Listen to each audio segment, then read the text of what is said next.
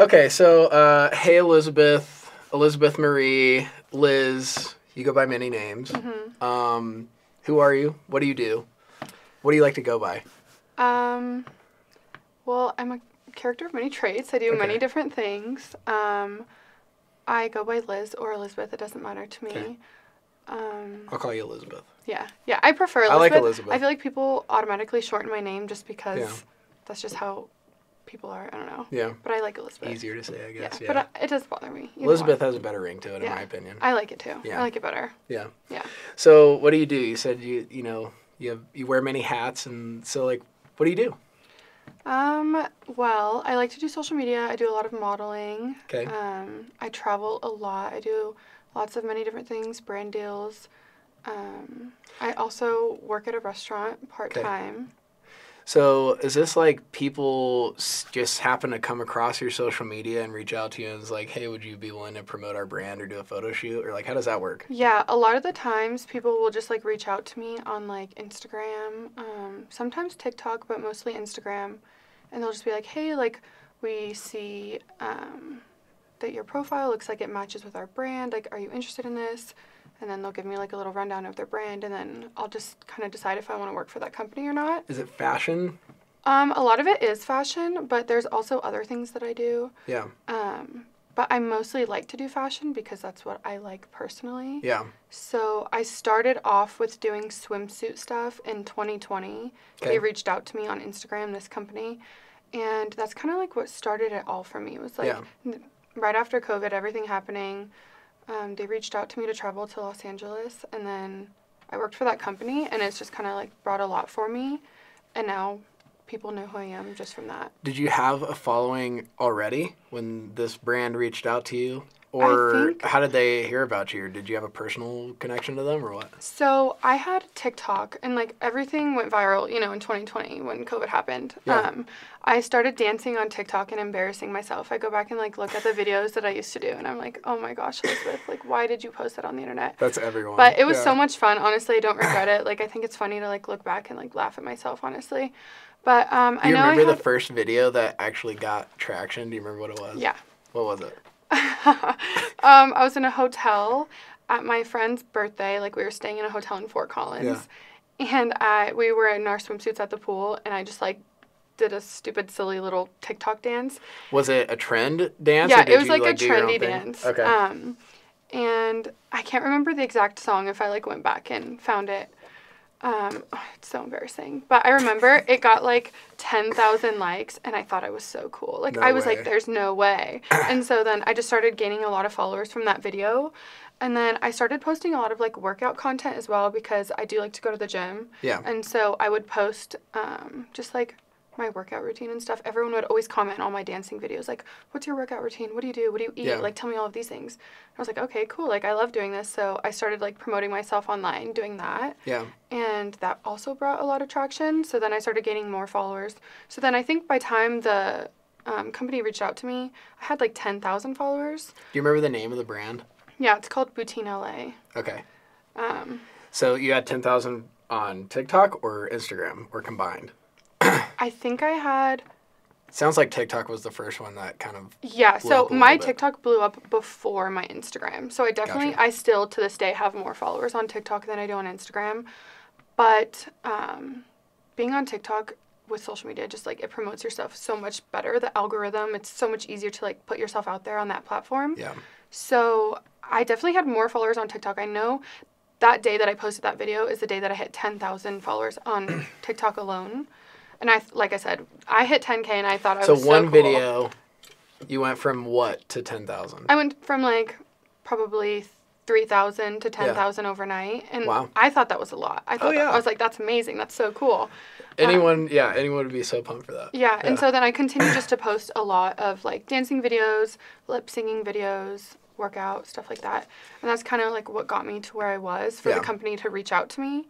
Like I said, it was a swimsuit company, so between my dancing videos and my workout stuff, it's a physique kind of thing. So they would be like, oh, promote our bikinis. And I was like, okay, cool. I was really sketched out, though, because, I mean, I didn't know this company. I've kind of heard of them. Yeah, but, like, that's all. You're always rolling the dice. I Some took random a person big reaches chance. out. Yeah.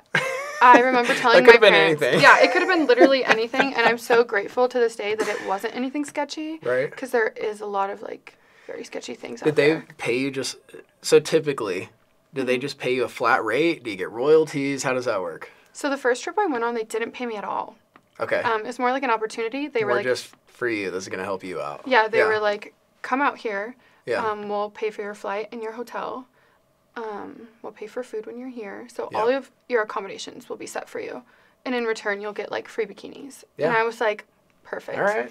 I was like, free I don't vacation. care. I was like, I don't care about the money right now. Yeah. I mean, we had just gotten done with COVID, and I was like, well, it was actually still going on, but to the point where we could travel again. And I was like, just get me out of the house. Like, a free vacation, honestly. Yeah. Free clothes. Let's do it. Absolutely. So that's what I did. So you said a lot of people have commented on your videos, like, what's your workout routine, what's your diet like? Are you doing anything special? Like, what is your workout routine like? And then are you on, like, what kind of diet are you on? I honestly don't really diet myself. I would like to say that I eat pretty healthy, but I don't have, like, the set diet that, like, gets me to the point that I'm at. Yeah. I drink sugar. I have fast food sometimes. Yeah. Like, my weakness is Cane's. I love Cane's. Oh, like, my God. It's so good. It's one of my favorite places. Bro, right here. Come on. I freaking love Cane's, Chick-fil-A is also my weakness. Like, I don't know what it is. You like fried chicken as well. Yeah, I think that's what yeah. Also, Dutch Bros, I drink way too often. I have, like, this unhealthy addiction to it. Okay. What's your drink of choice? I usually get, like, a Red Bull. So it's, like, their version of Red Bull. Yeah. That's what my brother drinks. I get, like, different flavors all the time. Yeah. Or I get, like, a green tea with, like, mint in it. It's so good. I just went to Dutch Bros for the first time last week. And my brother was like, dude, get a Rebel. I was like, your first time ever? Yes. Yeah, a week ago. Oh, my gosh. Yeah. That's crazy. And it was, like, midnight. So I was like, dude, I can't. I got to drink some decaf. Like, I can't. I don't want to stay up until freaking 5 That's a.m. crazy. But one of my first videos, like, if you scroll down to the very bottom of my TikTok, I deleted a bunch of my old content because I was like, that's embarrassing. But I think the first video on there is in 2020, and it was, like, during COVID, and it said, only leave the house if it's absolutely necessary. And it was me going to Dutch Bros. And yeah, I don't know if you've ever heard of the website called, like, Famous Birthdays. It's like they put, like, celebrities' birthdays and stuff, and I don't even know why I'm on there, but they had reached out to me and asked me to be part of their webpage and, like, asked where I was from, when I was born, how old I was, just, like, a little bit of my background.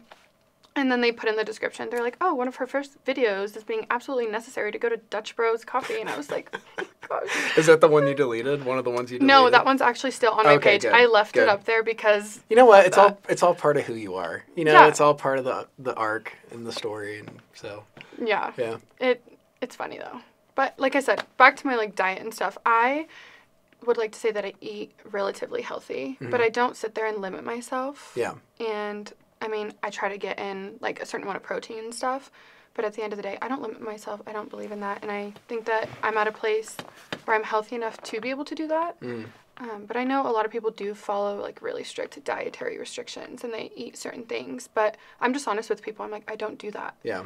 And I feel like a lot of people expect me to, like, have all of these certain things, but I just don't. Yeah. Yeah. So, and then you do work out? Is it like, what do you do? At the gym? Yeah. I lift weights. I do some cardio. So you do lift weights? Yeah. Okay. Yeah. Huh. Yeah. I really enjoy it. There's no concern like you're going to get too big and, like, jacked or whatever? Oh, my gosh.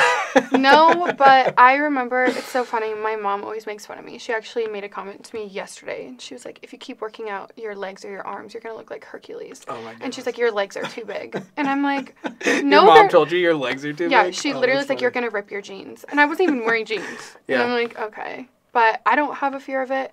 I'm not interested in bodybuilding, like doing competitions and stuff. Yeah. I think it's great for people who do that. But me, I don't want to get to the point where I'm, like, competing for it. I just do it for my own physical health. And it's, like, therapeutic for me. Yeah. I really enjoy it. So it's not, like, a competition for me. But, yeah, I usually work out, like, 5 times a week. Yeah. Sometimes 6. Just kind of depends on if I'm being lazy or not. Yeah.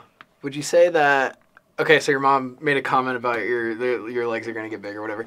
Would you say that your mom was influential in you, like, getting to where you are now, or is it just, like, Yeah, I don't know. Was there some influence there about the way that you look and stuff like that, or what? My mom is a very low maintenance gal. Okay. Like, she does so far, she sounds great. No, my mom is amazing. I love her so much. Like, I love her. That's like the best ever. She's super low maintenance. Like, she just doesn't care about looks or clothes, or getting her nails done. She's not like super fashionable. She's just kind of like, I'm okay with where I'm at, and I'm okay with. She's really like okay with just who she is. Yeah. And she doesn't need any of the extra things, and I find that really inspiring because I feel like in this generation we all have like standards or things that we feel like we need to do in order to look a certain way, to get a certain job, or to just be a certain person. And that's like really inspiring to me because she's not like that at all. Yeah. And it's so funny because she'll make comments all the time. She's like, who raised you? Like, why are you like this? Like, why do you always need to buy new clothes? Why do you always need nice things? And that's just who I am. Would you describe yourself as high maintenance? Yes. Really? Yeah. Oh no. But like I maintain it myself. Like I don't expect anyone else to do it for me. Like I work for what I have. I pay for everything myself. I'm very independent. But yes, I would say I'm high maintenance. Yeah. Is that a positive trait or a negative trait, would you say? I feel like it can be both. Yeah. Or it can be frowned upon. Everyone's like, oh, like you're high maintenance. I can't handle that.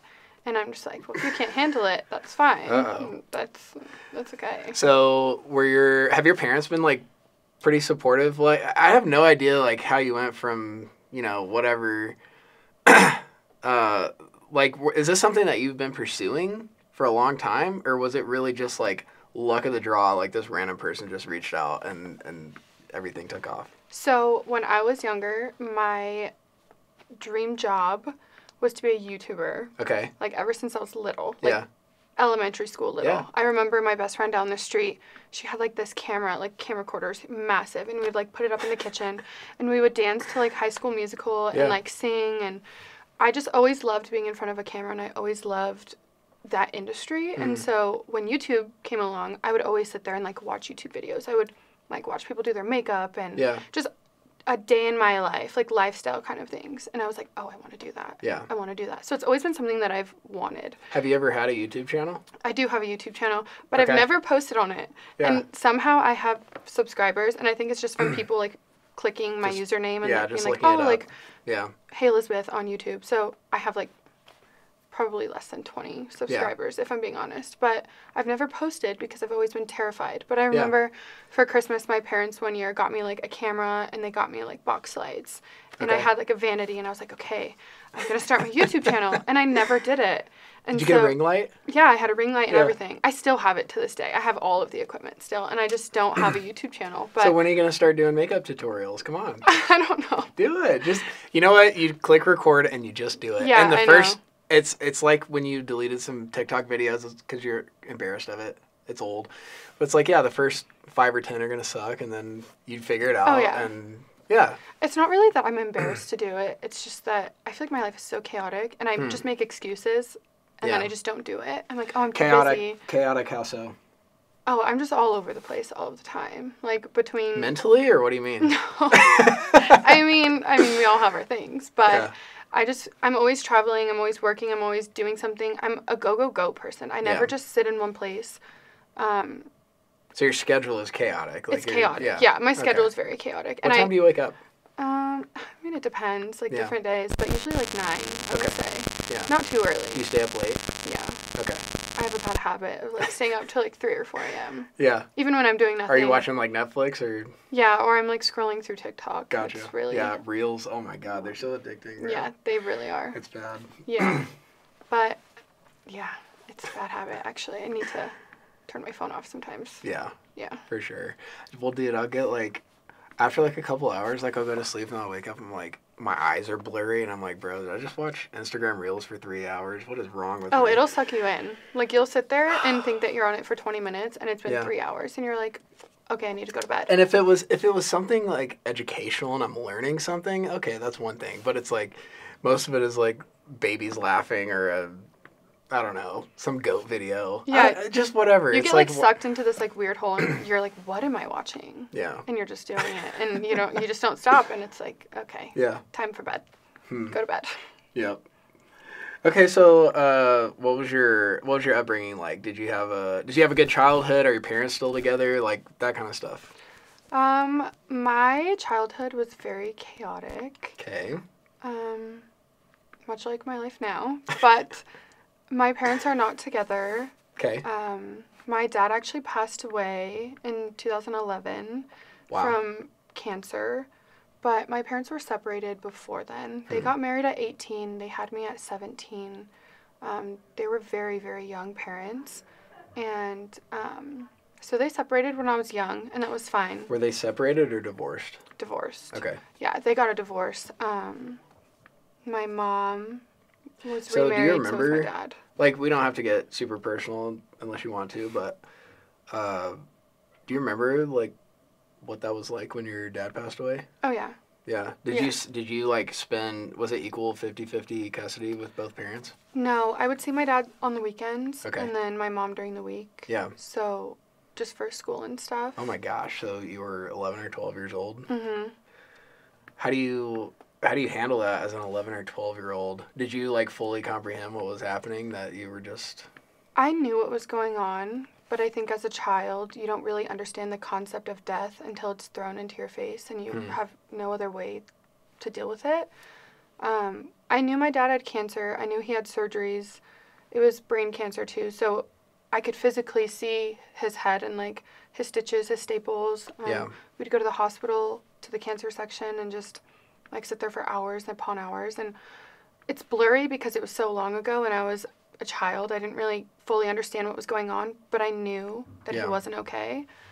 And I just remember, like, one day going to Walmart, like, meeting up with my stepmom, because, like I said, my dad was remarried when everything was going on, and my mom and I met my stepmom at Walmart, and she was like, hey, like, I just want to let you know, like, the doctors gave Mark, that's my dad's name, X amount of time.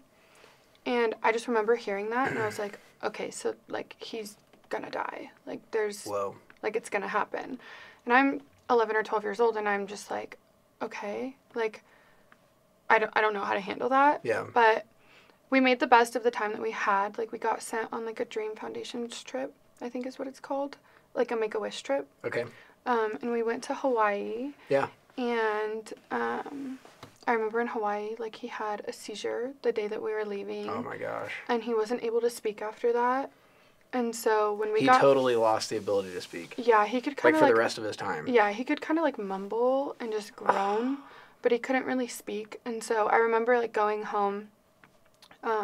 They moved my dad's room to my room, actually. So he was, like, staying in my room. Hospice would come, like, help him and whatnot. And, like, I remember this so vividly because, I mean, no one wants to go through that. But I just remember it. Yeah. And I just remember, like, walking in and just trying to talk to him, and he just couldn't really speak. And then the day he passed, I remember as well, it was actually the day before Easter. And so every time I think of Easter, I think of that, unfortunately. And Easter's, like, an amazing holiday and something that we celebrate in a different way. And then in the back of my mind, that's always kind of there, too. Right. So that's hard, but I think it shaped me into who I am today. It's very hard, and I still struggle with it to this day. Yeah. I mean, no one wants to grow up living without a parent. Right. Did your mom remarry? Yeah, she did. They didn't have, like, a big wedding or anything, but they are married today. Do you have a good relationship with your stepdad? Yeah. I love my stepdad. He's been in my life since I was, like, 6 years old, I think.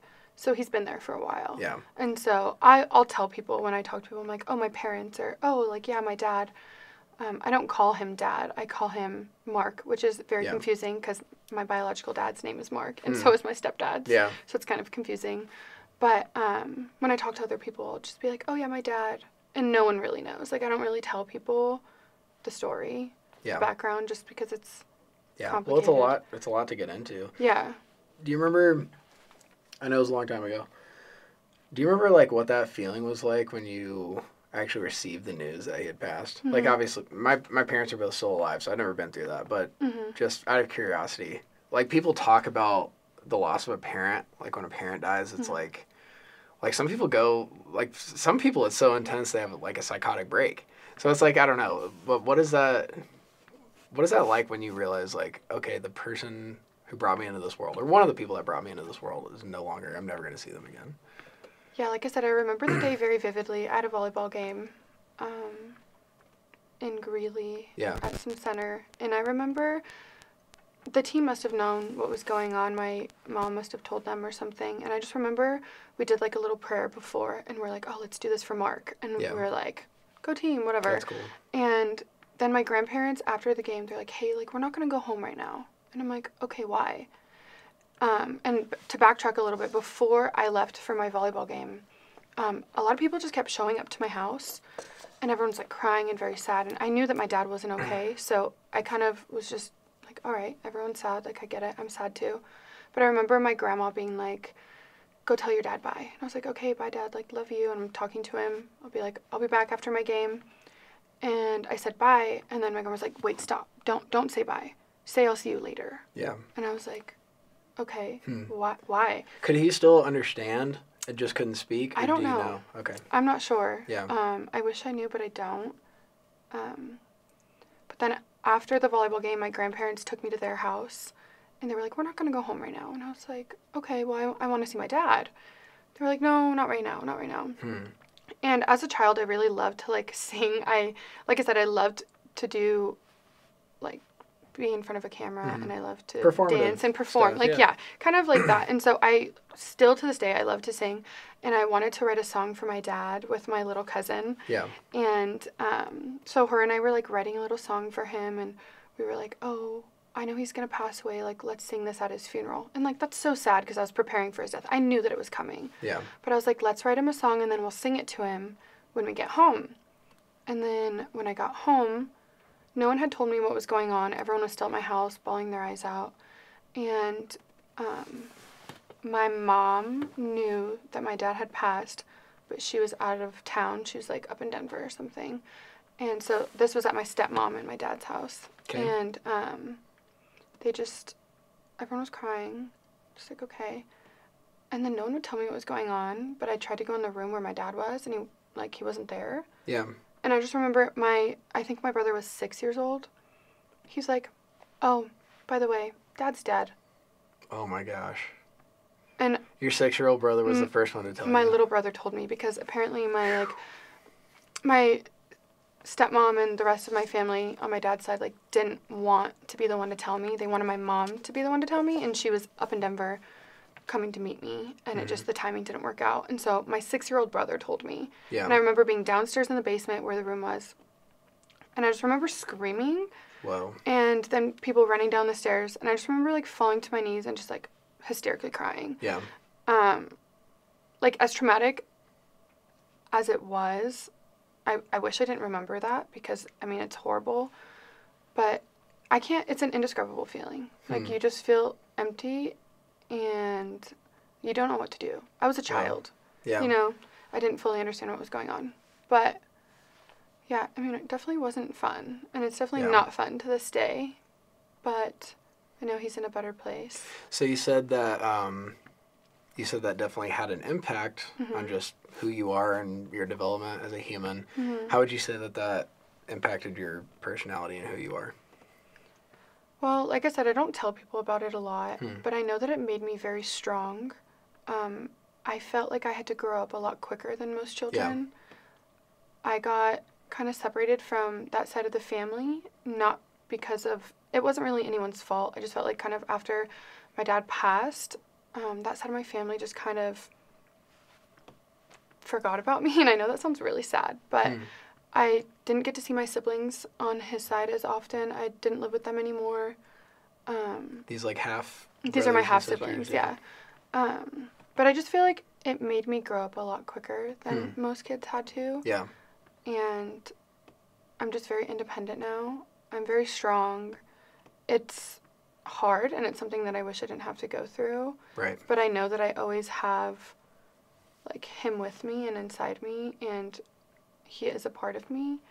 And so I just feel strong because of it. And as horrible and as sad and as much as I wish it didn't happen, I feel strong because of it. Yeah.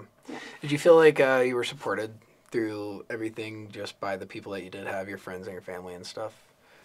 Yeah, maybe. Yes and no.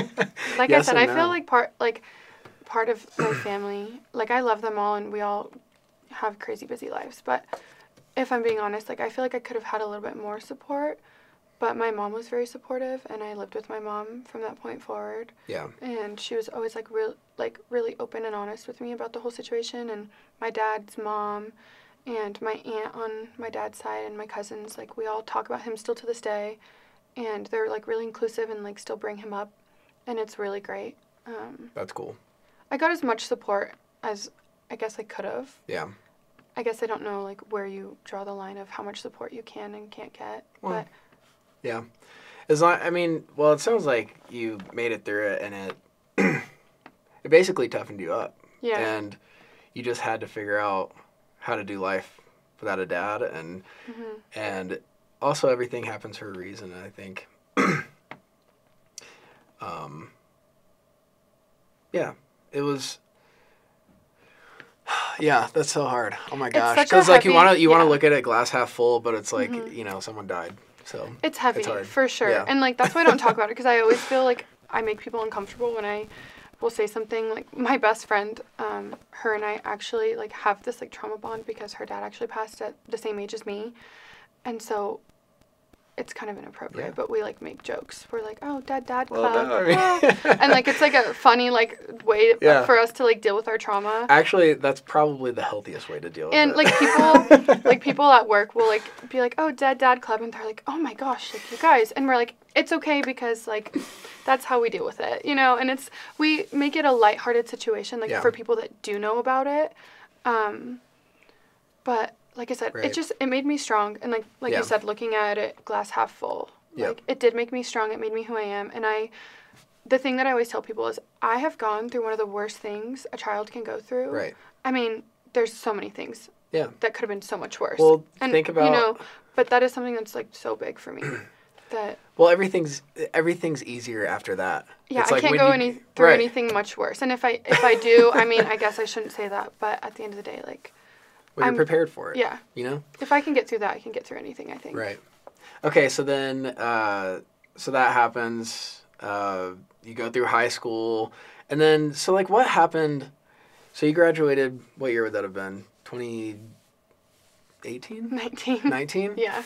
So you graduate high school, and then did you tell me, I vaguely remember you telling me that you moved to California at some point. Was that right out of high school, or what was the... Right after high school, I went to Arizona State University. Okay.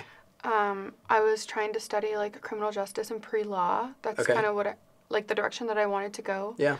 I loved Arizona. My dad and I would always go to Arizona when we were younger to visit his best friend. So I think I just kind of felt called to go there. Mm-hmm. And it was a really fun school, but then COVID hit. Yeah. And everything kind of shut down anyways. And online. It was so expensive. And so I ended up leaving anyways. It's just too expensive. And then I came back to Colorado. I went to school in Denver. Were you born in Colorado? Yeah. Okay. Yeah, I was born in Colorado. In this area? Yeah. Okay. I was born in Greeley. Gotcha. Not my favorite thing. Not my favorite place. But everyone's like, where are you from? Like, you look like you're from California or like Florida. I'm like, no, I'm from Greeley. And they're like, no way. That's funny. No way. And I'm like, yep, I'm from Greeley, Colorado. Yep. Then I went to school in Denver. I graduated with medical aesthetics under my belt. It's a trade program.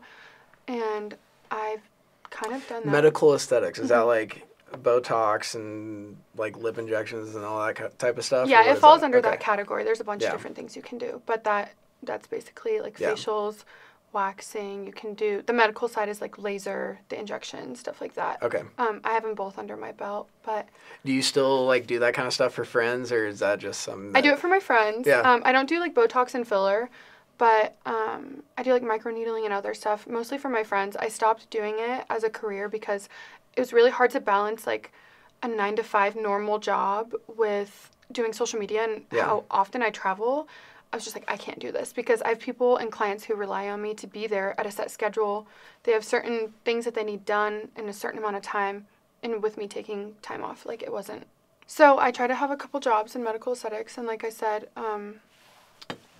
I graduated with medical aesthetics in October of 2020.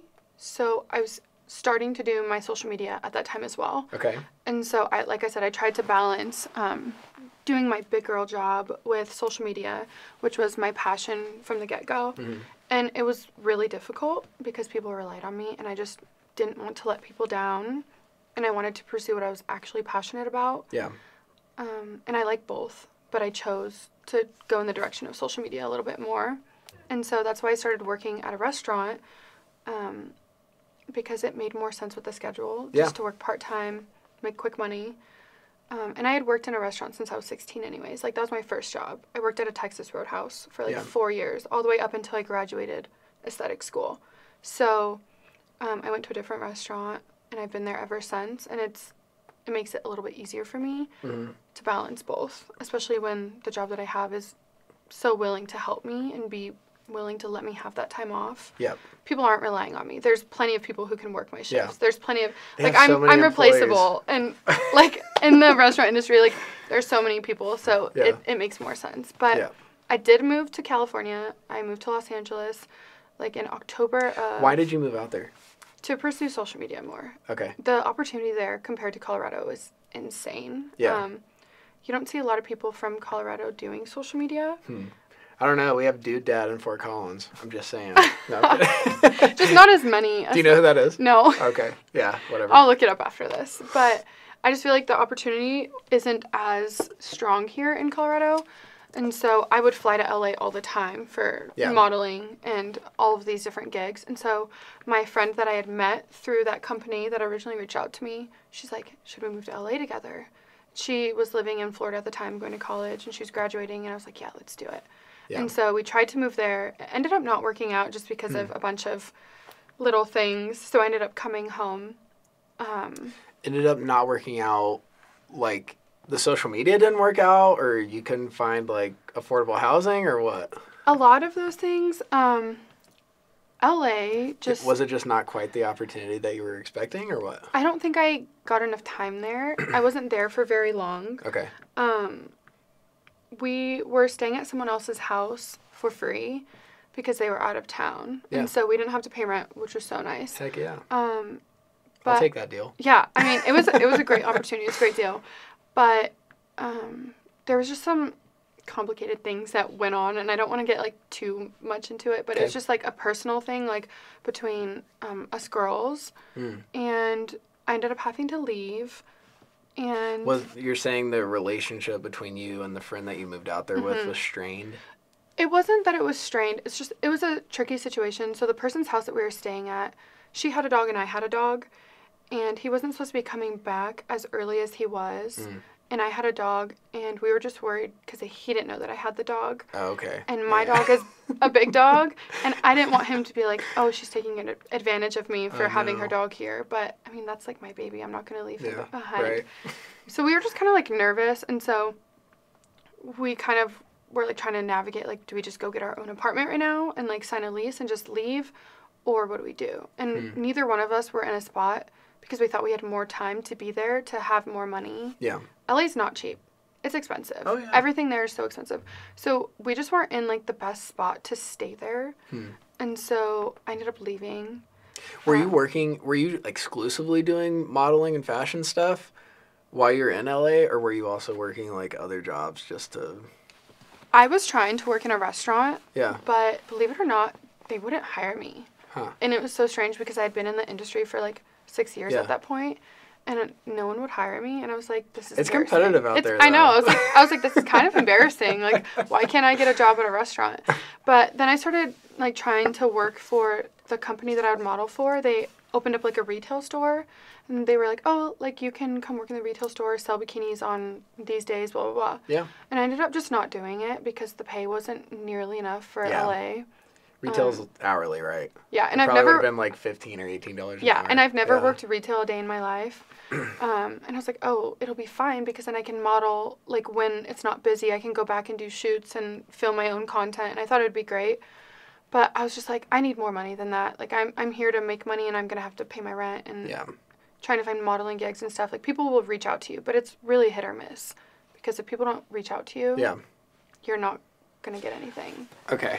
So I ended up coming home. No, that's okay. But so I just ended up coming home. It just wasn't the right time for me. And also, LA is very dirty and gross, and I was scared half the time. Especially I was there. now. Well, we were in Hollywood, and I was just, like, scared. Like, even bringing my dog outside to go to the restroom, like, there wasn't a yard, so I'd have to put him on a leash, and we'd, like, walk up and down the street. I was scared. Have you been to Skid Row? No. Have you ever seen that? No. No? What is that? In Los Angeles. No. You've never heard of it, even? No. Oh, my gosh. Okay, so Skid Row, this is, like, I can't believe you've never heard of this before. So, anyway, the only reason I know about it is because my dad is friends with a man named Matthew Barnett. He runs the Los Angeles Dream Center, which is like a huge charity organization in LA. And it's like 13 stories. They help homeless people, they help drug addicts recover, and all that type of stuff. So we went there. He was giving us a tour of the facilities, and he's like, "You guys want to go to Skid Row?" And I'm like, "What is that?" And so Skid Row basically is like, it's its own city within LA that's basically just homeless people. So literally you're driving down the streets and it's like tent cities. Thousands of just like tents. There's trash everywhere. There's like open needles everywhere. Yeah. And you're like, literally every person that you're seeing is homeless. And anyway, but it's like 100,000 people. Oh, wow. I don't know if Skid Row itself is 100,000, but I'm pretty sure LA has more than 100,000 homeless people.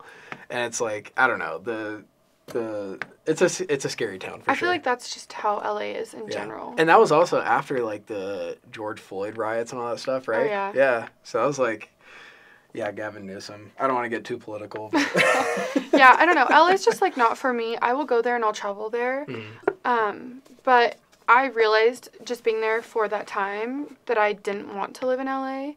I don't think I ever will live in LA. Yeah. I love San Diego. I go to San Diego quite frequently, and I love it. And it's like 2.5 hours. It just depends on traffic. You know, LA traffic is crazy. But I would live in San Diego and travel to LA for work. Yeah. And it would be way more convenient than having to take a flight from Colorado or wherever I am.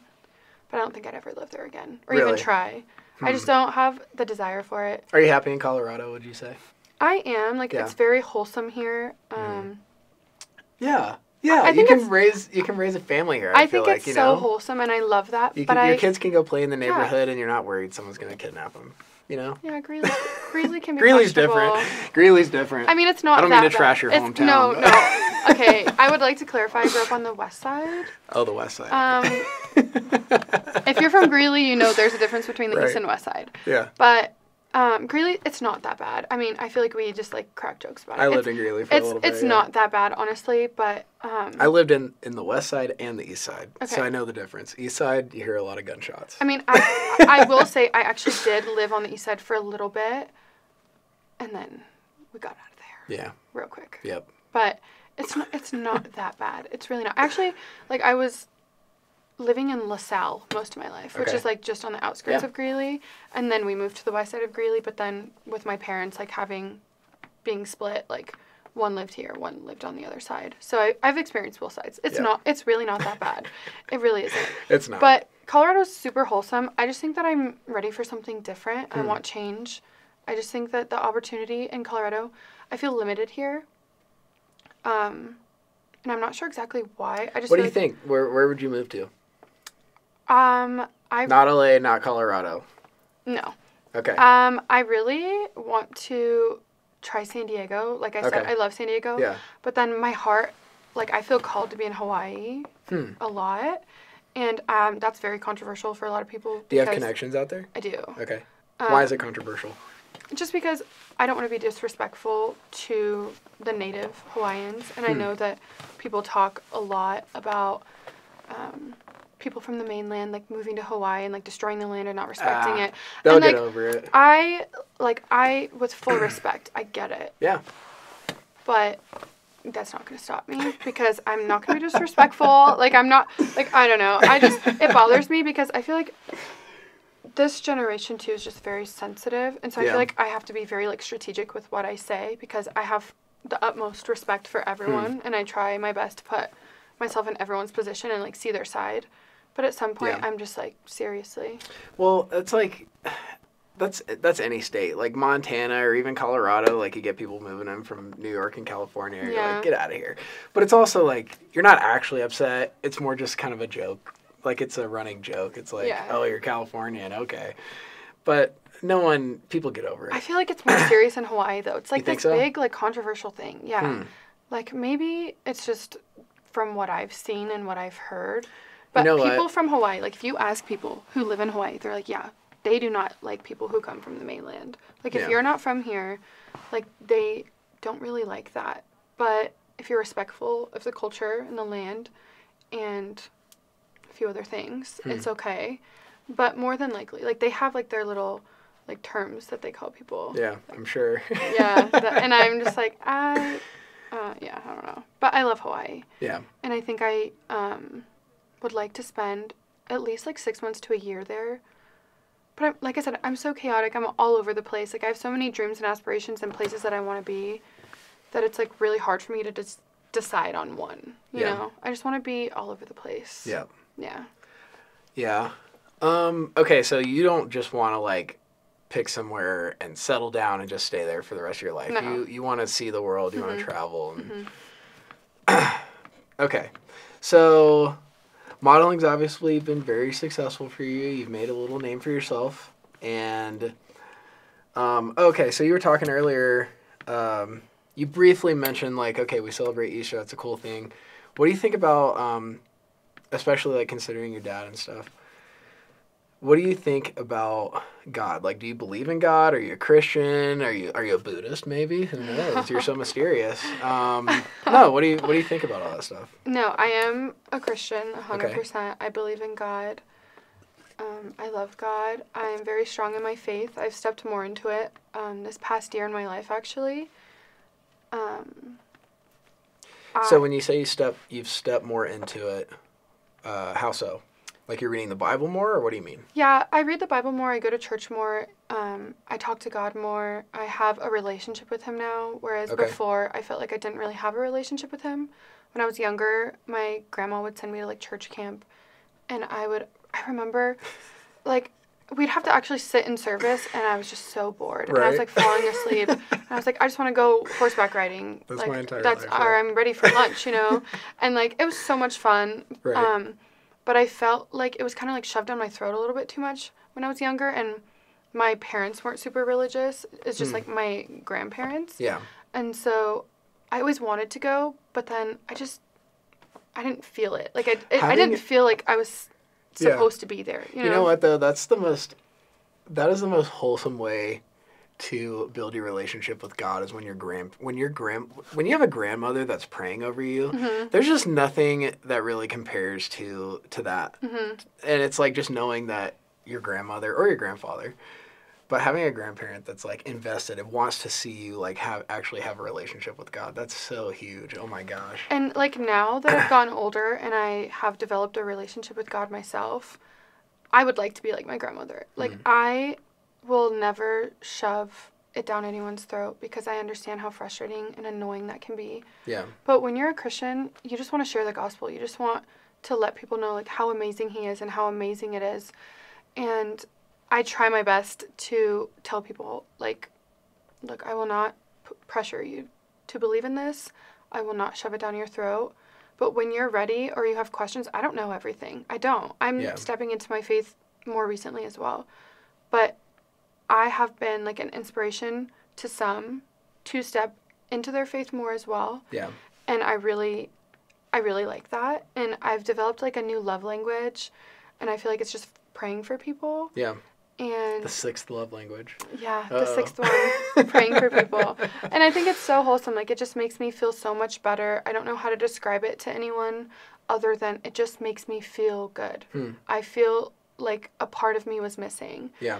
And, so was there something that kind of sparked, you said in the last year you've kind of developed your own personal relationship with God. What happened in the last year that was like, maybe I should press into this more?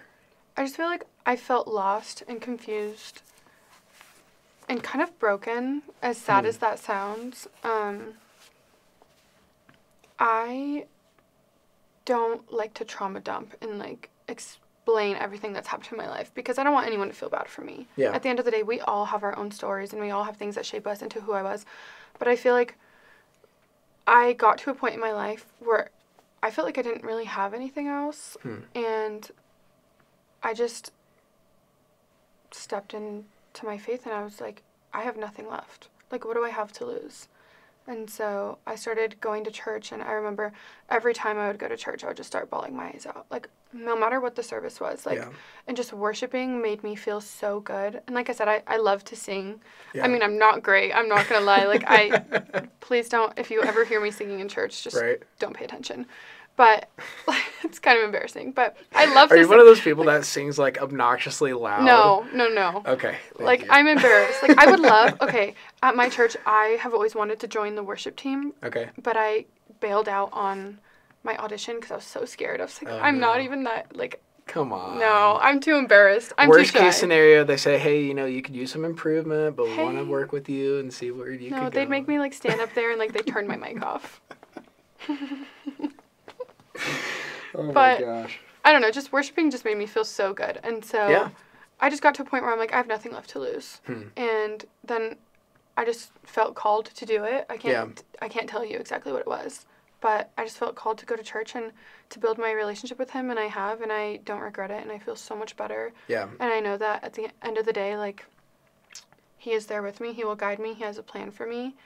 And that just right there alone makes me feel so much better than I did before. I have something to really, like, I have faith in him. And I know that no matter what I go through, I will have him with me. And that just gives me so much peace. Yeah, absolutely. Just to know that there's something greater than yourself. It's like in the absence of God, you're just a physical, you're basically just a meatball hurtling through space. And there's no purpose. It's like, I don't understand how people live that way.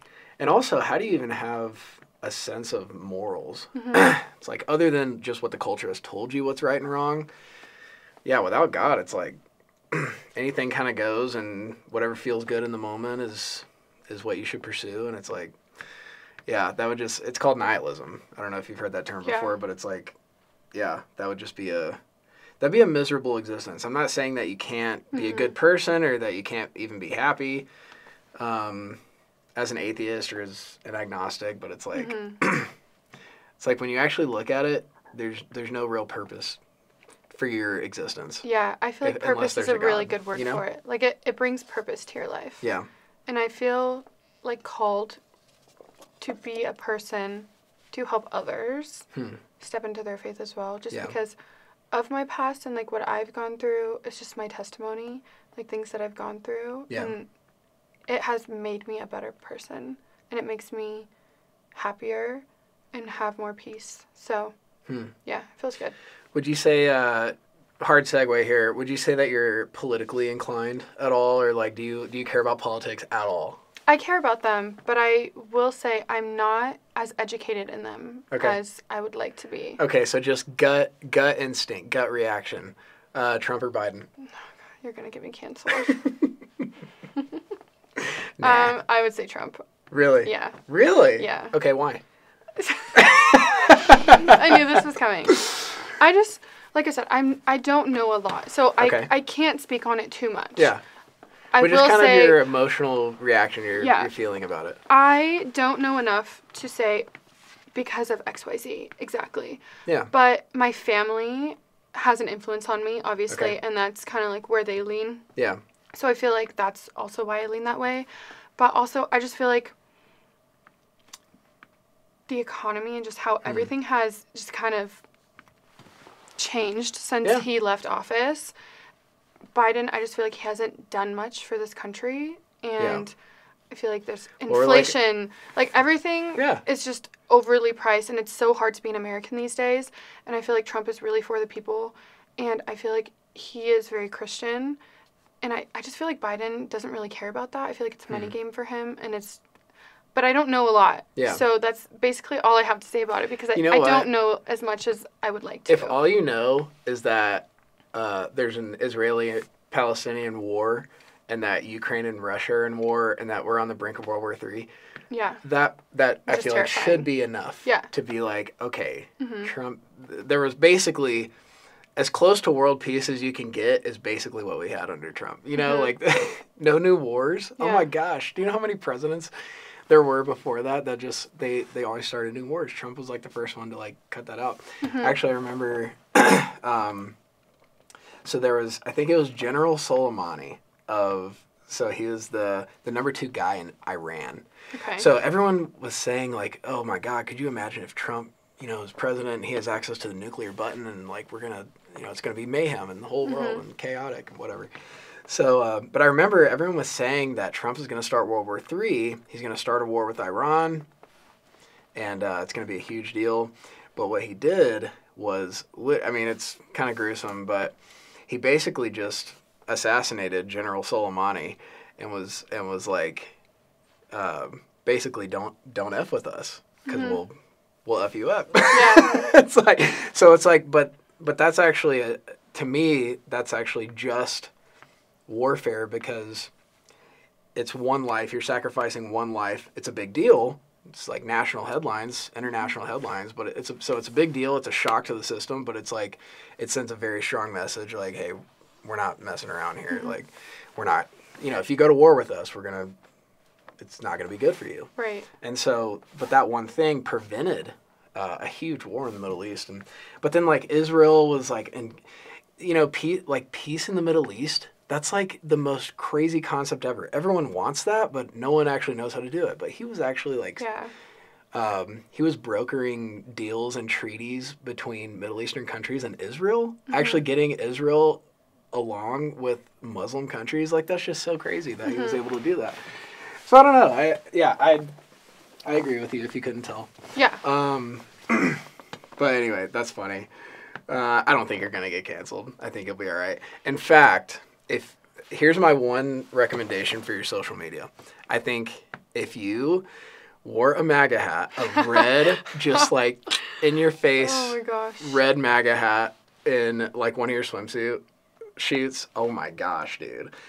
Oh my gosh, you would blow up. That's just my opinion. You definitely I agree with you, but okay, especially being Gen Z, like my generation, I feel like, just general statement, it's just my opinion, I feel like most of them are liberal, and they're like all for Biden, and Kamala Harris, and all of these things, and I just don't resonate with that, and I feel like I am the minority in that sense, like, I just feel like a lot of people don't support the same things as me. I think I almost feel like it's a algorithm thing for social media, because I think, like Mark Zuckerberg, who runs Instagram, and then TikTok is actually like a Chinese company, so I feel like they're creating this false perception that like people who are young just like hate Trump.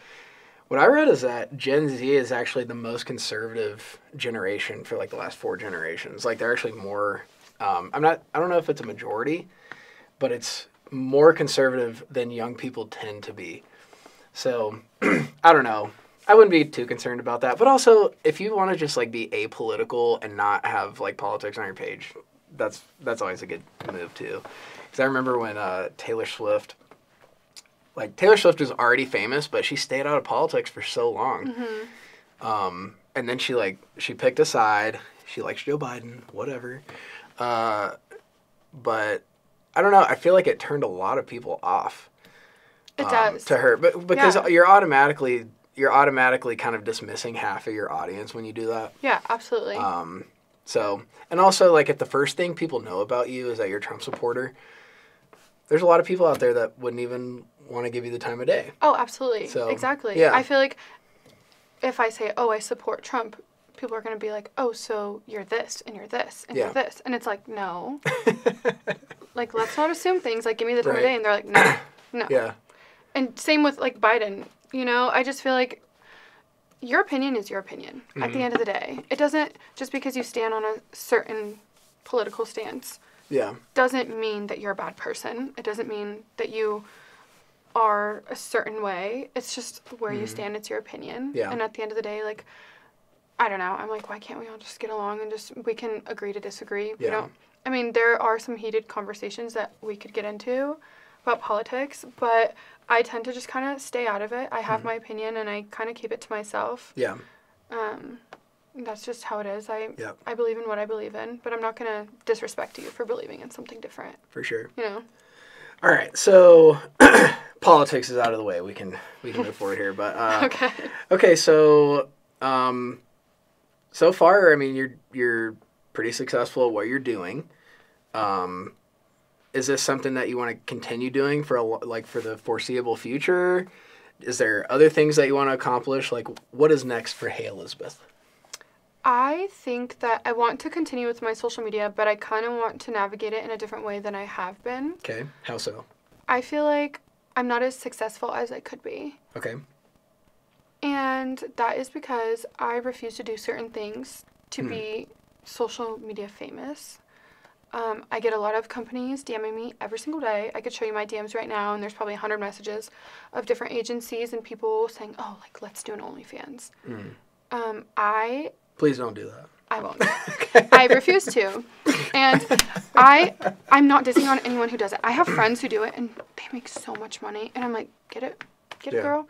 But it's just, personally, I'm not going to do it. And I feel like it's really hard because it's kind of I feel like it's an easy way out. If I wanted to be really successful and just get out of here and have a lot of money, I feel like I could do OnlyFans and I could be successful in it. I have agencies trying to support me and, like, give me, like, the things that I need to be successful with it. And I just refuse to. I just won't do it. And everyone's like, why?